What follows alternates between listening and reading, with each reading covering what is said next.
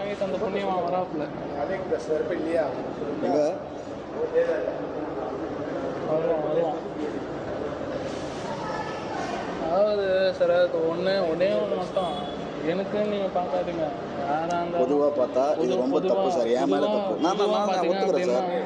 ஒருத்தவங்க நம்புறாங்கன்னா அந்த நம்பிக்கை சார் ஓகே. அது நான் அது லைஃப்பில் வந்து நீங்கள் அது அக்செப்டட் சார். நான் தப்பு ஆகிடுச்சு சார். ஆனால் வந்து கொடுக்கக்கூடாதுன்ற எண்ணமோ இல்லை இதில் நாங்கள் என்னமோ ட்ரை பண்ணதாங்கிறோம். ஓகே, அது எங்களுக்கு ஆக மாட்டேன். அதுவும் அந்த வில்லேஜில் அந்த வேலை போக மாட்டேன் சார். எவ்வளோ முட்டிட்டோம் சார்.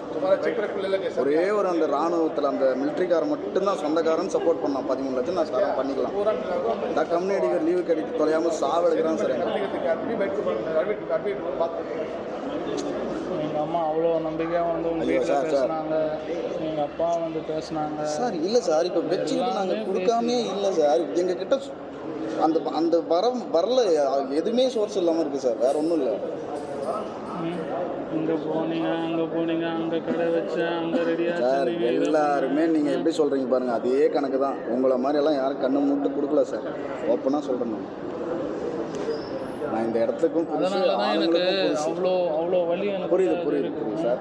அவ்வளோ நம்பிக்கையாக வந்து நம்ம எதுவுமே எதிர்பார்க்காம தந்தோம். ஆனால் நம்மளே இப்படி பண்ணிட்டாங்க. இல்லை சார் கொடுக்கக்கூடாதுன்ற ஒரு மதப்பில் நாங்கள் தெரியல சார். கொடுக்கணுன்றது தான் இருக்கும். அது என்னால் கேதர் பண்ண முடியாமல் எங்களுக்கு பிஸ்னஸ் இல்லாமல் இப்போ தான் சார் கிடச்சி ஓரளவுக்கு ஓடி முடியுது சார். நீங்கள் செலவு பண்ணுற காசை சார் நான் அதை தான் எனக்கு அவுட்டு நான் இப்போ சார் 15,000 சார் சொல்ல சார். 500 ரூபா நோட்டும் 200 ரூபா நோட்டும்.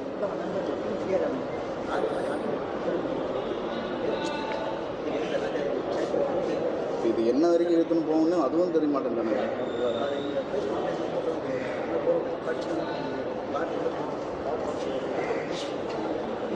வாங்க தந்த காசுக்கு நான் வட்டி கட்டிக்கணும் சார். அதெல்லாம் கூட நாங்கள் பண்ணுறோம் தான் சார் சொன்னோம். ஆனால் நாங்கள் வாங்குகிற சம்பளம் ₹1 வீட்டுக்கு எட்டுன்னு போல எல்லாத்தையும் வந்து அவனுக்கும் இவனுக்கும் சொல்லி வட்டியை கட்டிக்கணும்.